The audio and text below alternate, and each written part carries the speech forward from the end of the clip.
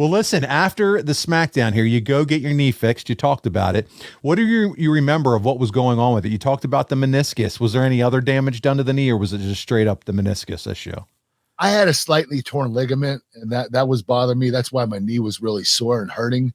But for the most part, it was just the meniscus. I had to get that out of there to get that pinching pain out of my knee. And I just knew that eventually, if I didn't really do anything to exert my knee too much, I wouldn't injure it any further. So I just knew I had Benoit coming up, and I had to be ready. Yeah. Well, listen, the next week, Stephanie opened SmackDown with a promo regarding your injury, but they never show the knee injury happening at all when you take a big bump like that, and they decided they didn't want to air it either. Is that something that's an issue to you? Do you think they should have replayed that, or, just to kind of show the intensity of the issue? Purposes, it wasn't necessarily when I injured my knee, that spot with Brock Lesnar when he knocked my knee off the ring post. So I think they just forgot they did that, and they knew I injured my knee in a different match a couple weeks prior to that. So that's probably why they didn't air it. Yeah, it would have been nice at least to say, hey, here's a replay of what Lesnar did, and this is what caused the injury. In today's world, that would have been shown. So for whatever reason, they didn't connect the dots there. Meltzer chimes in here. He says, Heyman and Angle did an interview with Angle saying that even with one leg, he could still beat Lesnar. Oh, here comes the bullshit. He then introduced Team Angle, which would consist of former amateur wrestling stars Charlie Haas and Shelton Benjamin as a tag team. Kurt, this is going to be our second clip we're going to play here.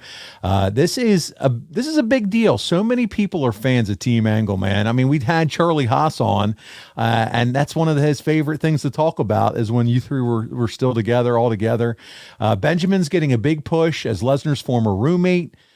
He may have been at one point, and they were a tag team in OVW, but in college, Benjamin was an assistant coach at the University of Minnesota when Lesnar was active. Meltzer wanted to share that.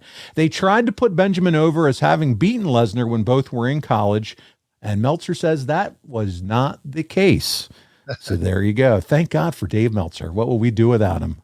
I know, but you know what? I will say this. Brock and Shelton trained together every day.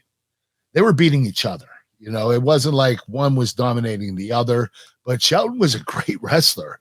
He could have won the national championships the year before Brock did, or 2 years before, because Brock stepped in his junior year, he took second and then won senior year. But Shelton was really talented. He lost by 1 point to the national champion in the semifinals and ended up wrestling back to third. And then him and Brock trained a lot, and they would beat each other. I'm glad you brought that up, because as much as Dave is just trying to discount, hey, don't listen to what they're saying. They never really wrestled them. But you're right. There was probably a ton of wrestling each other, practice, and things that we never saw, and them working together behind the scenes. So that's also they were both world-class athletes. Yes. There you go.